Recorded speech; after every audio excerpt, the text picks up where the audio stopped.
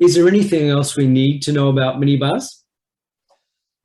Look, I'm your worst case scenario salesman. I've been in the industry for 25 years. So yes, I could go on for hours and hours about door seals, door thickness, and different shelf configurations. But I think we've covered the main parts of what I would like, with your assistance, really just to get across. And that's the technology from absorption to compressor, the pros and the cons of both. And don't allow money necessarily, or the cost of purchase necessarily to guide the decision. Yeah. Because as an operator, you've got that long-term consideration. So absorption and compressor, I look after both. We sell both into the market, but there really is no good reason to buy absorption other than if you're on a very, very, very tight budget, or you are incredibly paranoid about potential sound. But I've already mentioned the reasons why compressor, if you go for a good compressor, won't be an issue. Yeah. Moving on from there, as I say, you're then talking into actually having intelligent minibars. The cost in comparison is probably 3 to 4 times the cost. Yep. So it turns a lot of people off almost immediately. Yeah. But that is a cost that you can recover through your food and beverages, i.e., your revenue on the rooms, very, very, very quickly. Yeah, so much so as a company, we actually offer a revenue share solution. So if you want to, you can have a minibar completely free of charge.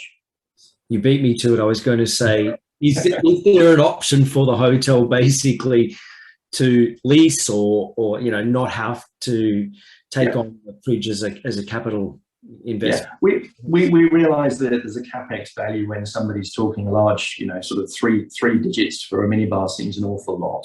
Yep. So we enter into effectively a leasing solution or a revenue share solution. Yep. So over 3 years or 5 years, we will take a little clip out of each minibar. Where we have done this, and we've done it a couple of properties around Australia, normally we get bought out within the first 12 months.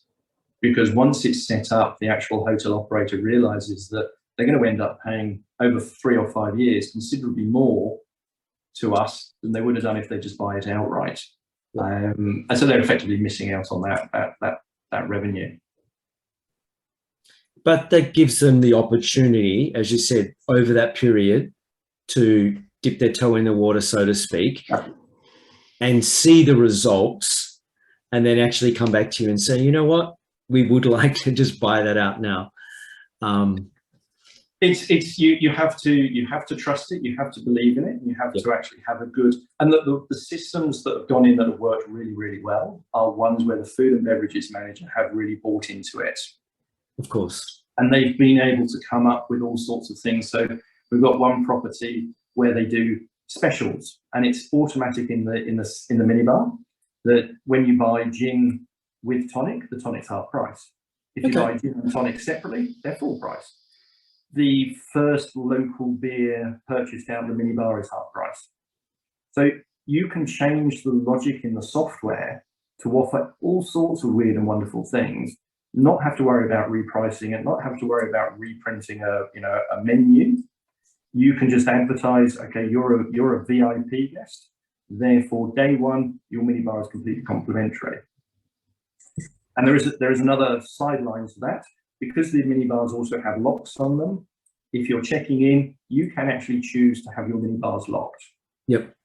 So we actually had one hotel that had an NRL team staying, and it was requested that all the minibars were locked at check-in so that they couldn't go overboard.